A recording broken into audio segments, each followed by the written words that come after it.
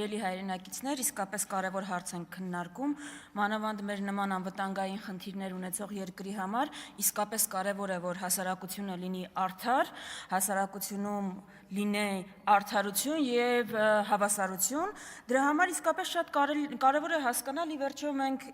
հիմա պայքարում ենք կոռուպցիայի դեմ, թե մի քիչ ուրիշ ուղղությամբ ենք շարունակում, ես փաստերով փորձեմ ցույց տալ, բայց միջև այդ ռեպլիկի կարգով ես ուզում եմ մեր հանրության ուշադրությունը հրավիրել են պարզ հանգամանքին, որ այս 7 արդեն 8-րդ տարվա ընթացքում այս իշխանությունը տենց էլ չկողմնորոշվեց, ի վերջո մենք ընդդիմադիրներս միլիոնների թալանած ու դրա մեջ լող տվող անհատներ ենք ու խմբակցություն ենք, թե 10,000 կամ 30,000 դրամի համար կոճակ սեղմողներ, որ գալիս են գրանցվեն, որ այդ 10,000-ը 30,000-ը չկորցնեն։ Մի հատ կողմնորոշվեք, էլի, մենք հիմա միլիոնների մեջ ենք բանանում, թե կնոպկա ենք սեղմում, որ աշխատավարձից չզրկվենք, ու այս լավագույնից ցույց է տալիս ձեր այդ, գիտեք, այդ ձեր թեզերի փուչ լինելը։ Ուղղակի պահի տակ ինչ սուտ պետք է, այդ սուտը կարող եք ասել։ Հիմա գանք կոռուպցիայի դեմ պայքարին։ Նախ չկա աշխարհում երկիր, որտեղ կոռուպցիա չկա, եւ Հայաստանը բացառություն չի ու չի կարող լինել, եւ չկա աշխարհում երկիր, ով այսինքն ստեղծվել է, այդ իր ճանապարհը անցել է ու չի անցել են ամեն ինչի միջով, ինչ մենք ենք անցել։ Ու մինչև 2018 թվականը մեր պատմությունը գնալով բարելավող պատմություն էր։ Այսինքն նաև այս ասպարեզում կարելի էր բողոքել տեմպերից, այո, բայց մենք 90-ականներին ավելի վատ վիճակում էինք, 2000-ականների 90-ականների համեմատ ավելի լավ վիճակում էինք, 2010-ականներին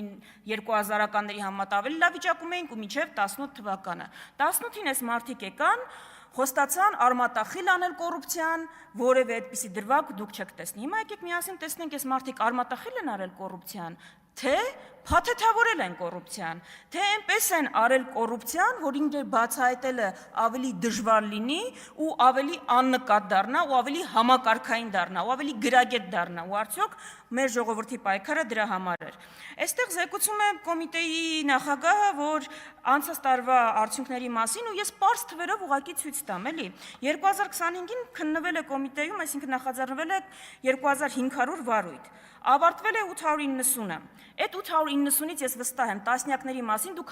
հմեկով ահասարսուռ ռեպորտաժներ եք տեսել։ Այսքան գույք են բանանում պատրաստվում բռնագանձել, այսքան միլիոնների դրամ է բանը պահանջում դատախազությունը, բայց գիտեք, քանից նա կարճվել այդ գործերից, այդ 8000-ից, այդ 800-ից, 70%-ը 617-ը, ընդամենը 270 ուղարկվել է դատարան ու հələ այնտեղ հարցա կփլվի, թե կշարունակի մնալ։ Այսինքն, այս մարդիկ շոուի բեմադրելու բան են, մասնագետներ են։ Ուղղակի ձեզ իրոք պետք է այդ մասով բան անել, կրեդիտներ տալ, դուք իսկապես բրենդինգի ու շոուի մասնագետներ եք։ Ինչ ձեզ տան, շոու կսարքեք դրանից։ Նենց կփաթեթավորեք ու կբրենդավորեք, որ մարդ զարմացած կմնա։ Հիմա գալիս ենք այս իշխանության, ապօրինի գույքից խոսենք։ Ինչ են մեզ ասում, գալիս են այստեղ կարդում են այս վարույթներից մի հատվածներ ու ասում են տեսեք ինչ թալանա տեղ ունեցել, դատարանի վճիռները չկան, որևէ բան ապացուցված չի, մեծ մասը դրանք դատարանում փլվում են։ Հիմա մարդիկ, դուք այդ հայտարարություններն եք լսում, բայց մարդկանց բացատրությունները այդ հայտարարությունների մասին չեք լսում, այս վերջերս նույն Լևոն Մկրտչյանի գործով, ինչա մարդը ասում։ Պարզ մի նախադասություն ուղղակի 2025 թվականի դեկտեմբեր ամսին անհասկանալի պայմաններում որոշվում է, որ ինձնից մի թիվ պետք է գանձվի։ 2026-ի հունվար ամսին 10 անգամ ավել թվով հայց է ներկայացվում դատարան։ 26-ի մարտի 2-ին հանդես է գալիս հրապարակային հայտարարություն, որում գումարի չափը բոլորովին այլ է։ Սիրելի քաղաքացիներ, ինչի մասին է այս խոսում։ Խոսում է նախընտրական տենդի մասին։ Ինչ է տեղի ունեցել։ Այս մարդիկ եկել են խոստումով կոռուպցիան արմատախիլ անելու, կոռուպցիոներներին նստեցնելու, որևէ բան չեն արել, եկել է ընտրություն, դուք իրենց հարցնում եք, բայց ձեր խոստումները ինչ եղան, 6 ամիս առաջ ոտու ձեռ ընկած, այսպիսի փնթի գործեր են հրապարակում, հմեկը ռեպորտաժներ է պատրաստում, այն կարգի փնթի, որ մեկի գործի մեջ copy paste կա, լրիվ ուրիշ մարդու գործը։ Այդ կարգի գործերով ձեզ ուզում են ասեն, մեզ քվետվեք, 8 տարի ղեկավարել ենք երկիրը, նախընտրական խոստումները չենք արել, որ 13 տարի ղեկավարենք, որ 4.5 տարի էլի բան չանենք, վերջին 6 ամիս ընտրություններից առաջ գանք ձեզ ասենք, էլի կոռուպցիայի դեմ ենք պայքարում, խաղաղություն ենք բերում, Ես ուզում եմ դուք լավ հասկանաք, ՔՊԻ-ն ընտրել, նշանակում է ընտրել, որ իրենք 4.5 տարի էլի բան չանեն, վերջի 6 ամիսը ոտու ձեռ ընկած գան ձեր դռները, խոստանան նույնը, ինչ որ նախորդ ընտրություններին են խոստացել, խաբեն ձեզ, այս գործերը էլի ցենց ուռճացված թվերով ներկայացնեն ու ոչինչ չանեն հաջորդ 4.5 տարիներում։ Հիմա մենք հասկանանք, այս ուժը սուրբ է, թե նույն այսինքն նույն կոռուպցիայի մեջ թաթախված բանն է, ուժն է, ուղղակի բրենդավորել են դա։ Գիտեք, ձեզ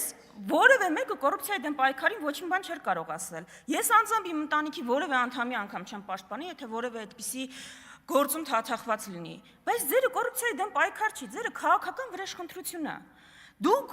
կոռուպցիոն գործերը հարսում են մենակ նրանց նկատմամբ, այսինքն հիմնականում նրանց նկատմամբ, ով ձեր դեմ ակտիվ խոսում է։ Հովիկ Աղազարյանի դեմ կոռուպցիոն գործ հարուցվեց, ձեր հետ չհամաձայնվելուց հետո։ Մի երկու դեպք կա, որ ձեր նախկին թիմակիցներ իրանք խավության նոխազներն են։ Իրանք են դերակատարություն են անում, որ ձեր դեմքը պիտի լվան, որ դուք գաք այս ամբիոնից ասեք մենք հոմենակ ընդդիմադիրների դեմ չենք պայքարում։ Ասենք կոռուպցիայի դեմ եք ուզում պայքարեք, հակակոռուպցիոն կոմիտեի նախագահ, ով ձեզ որևէ բան կասեր, եթե ընդդիմադիրների շարքում լիներ Սերգեյ Բագրատյանը։ Սերգեյ Բագրատյանի կնոջ հանքից ինչ կա։ Ինչ կա։ Հետքին դատի տվեք, հետքի քննություն, մի բան արեք, մի անհանգստացեք։ Հիմա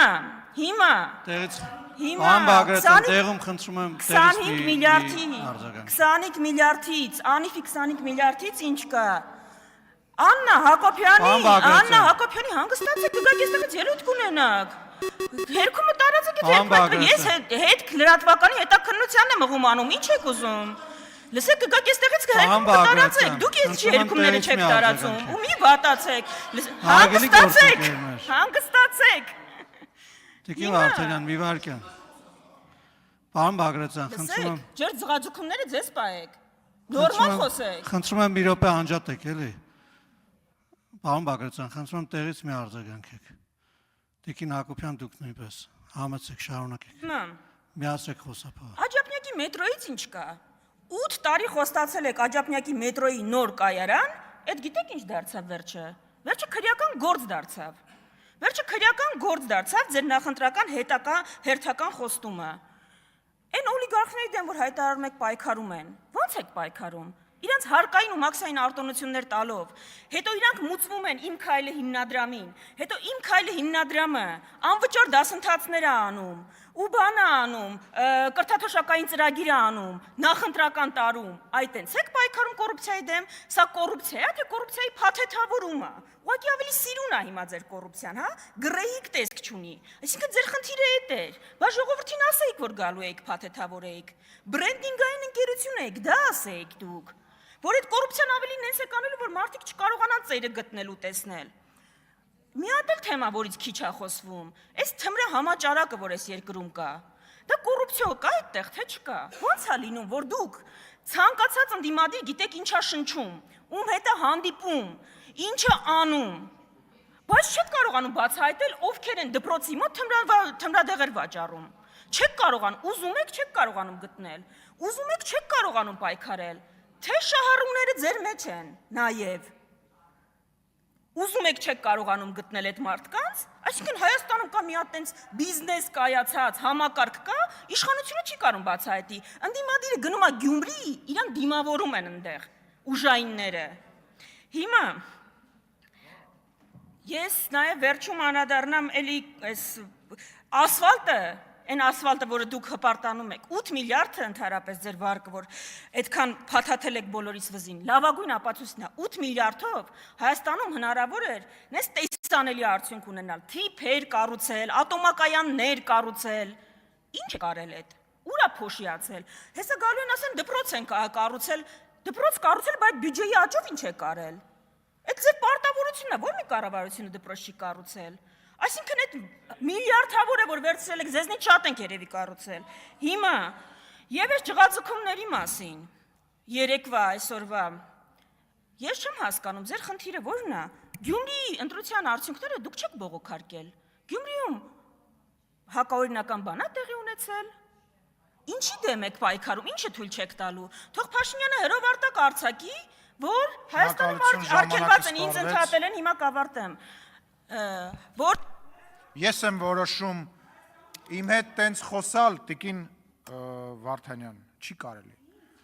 Այսինքն շուռ գալ ձեռքով ինձ ասել, ինձ ընդհատել են, ես հեսա կավարտեմ, ավարտվեց ձեր ելույթը, նստեք ձեր տեղը։ Այսինքն դա նշանակում է, որ բանախոսը պետքա շուռ գա ազգային ժողովի նախագահին ձեռով անի, ասի ես կորոշեմ, ուրեմն ես եմ ստեղ որոշելու, ազատեք ամբյոնը։